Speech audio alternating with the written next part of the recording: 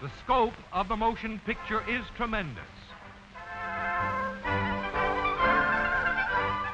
It brings to us the life of foreign lands and strange peoples.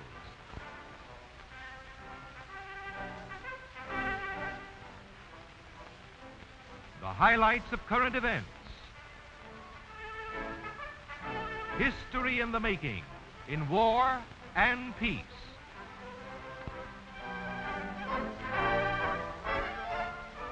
From the laboratory, the progress of science. Great industries tell their magic story. Modern business uses the screen to teach and to sell. The theater screen gives pleasure and enlightenment to millions every day. In homes all over the land, the smaller movie cameras and projectors give happiness to the entire family. The pictures which we take ourselves perpetuate priceless memories of the changing years. This picture certainly seems to move, but by stopping and starting the action, we see that it is really the result of a series of slightly different pictures passing quickly before the eye, an optical illusion created by our persistence of vision.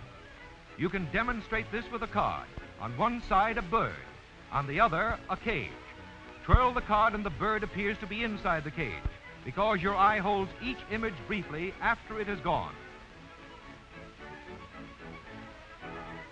In the infancy of movies, this principle was adapted with paper pictures of progressive action run rapidly on a revolving wheel for an audience of one. In the historic scene shown here appears the inventor of the first talking motion picture, Thomas A. Edison, greeting some of his fellow pioneers in the march of the movies. Drawings from which animated cartoons are made show us how persistence of vision is applied to the screen. There is no more motion in any one of these drawings than on a postage stamp, but on each one, the action is slightly advanced. If the series is flipped fast enough, the picture seems to move. These pictures are photographed and printed on a long, transparent strip of celluloid film. When run in a projector, they come to life. The essential parts of the projector are a pre-focused light source, easily replaced, an optical system consisting of condensers, adjustable reflector, and a quick focus lens, readily removed for cleaning.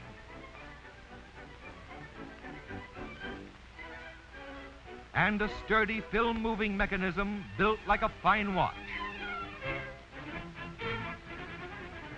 Let us look behind the scenes as we greatly slow down the running speed. Normally, this shutter revolves well over 4,000 times a minute. Here, numbers take the place of pictures so that you can readily follow the film as it moves when the black blade momentarily obscures the light. Part of the shutter blade is now removed so that you can watch the shuttle tooth at work. Note that the stroke that shifts the film is a cycle of 4 separate, clear-cut movements. Straight in, down, then out, and back up.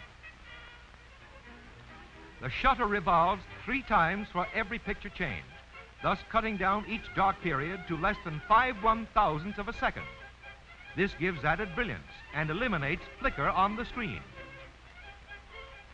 Normally, the film moves very fast, but absolute accuracy assures steadiness of the picture on the screen. This eliminates eye strain. Gradually now, let us bring the speed up to normal, 24 pictures every second. Here we have repeated each number 24 times so you can watch it change. The film moves freely in its channel.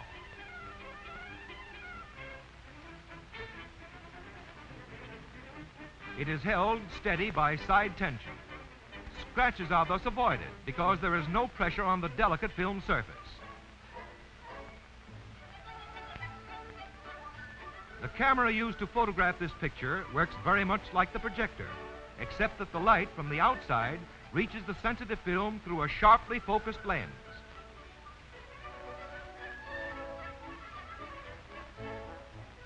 The precision of the camera must be matched by the accuracy of the perforations in the film. These punches produce the sprocket holes that control all film movements through every subsequent mechanism. A steady running camera and accurately punched film make it possible to superimpose 2 pictures to form a single composite scene. Here's a good example. The actors were photographed in Hollywood. The background, a street scene, was taken in another city. The slightest movement error in either camera would have spoiled the interesting effect. Now let us see what makes the movies talk. The sound is reproduced from a track on the side of the picture.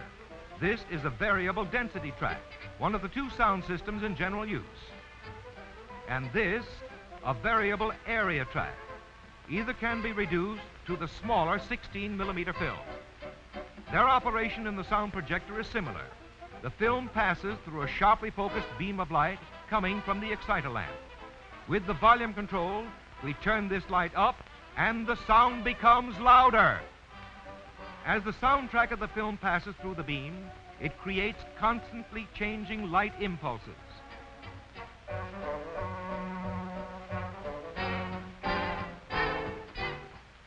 These are transformed into minute electrical currents by means of a photoelectric cell, then greatly amplified to become audible through the loudspeaker.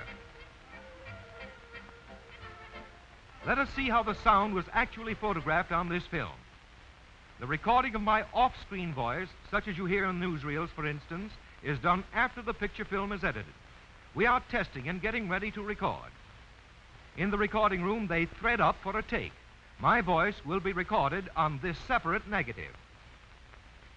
The monitor man at the control board modulates the tone and volume of the recording. I am here at the microphone reading from my script against the picture action on the screen. My voice sets in motion air particles which strike the sensitive diaphragm with a sound wave pattern that is transmitted into corresponding electrical vibrations. These are increased in volume thousands of times in the amplifier, for with variable area recording, they must attain sufficient strength to vibrate a tiny mirror, which reflects a ribbon of light through the optical system to create a constantly changing vibration pattern on the sensitive film. My words that have been recorded on the soundtrack appear like this, as I am now speaking to you from the screen. Many of you perhaps never realize that voice and sound can actually be seen. With on-screen sound, the picture and sound negatives are made at the same time, so that the action and voice are exactly matched.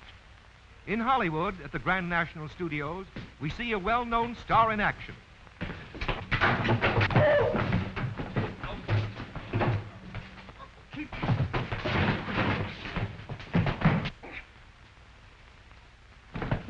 Cut! Fine, great. Developing of the negative film is done in intricate machines, but the basic principle involved is much the same as the way you develop snapshots in two solutions and wash waters.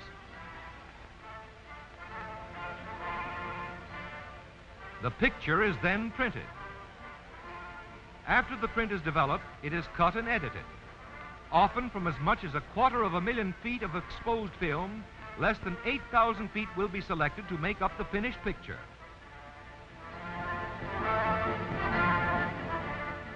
Then the picture negative and soundtrack negative are matched and printed together on a single film called the composite print. This is the completed production finished to thrill audiences in theaters all over the world.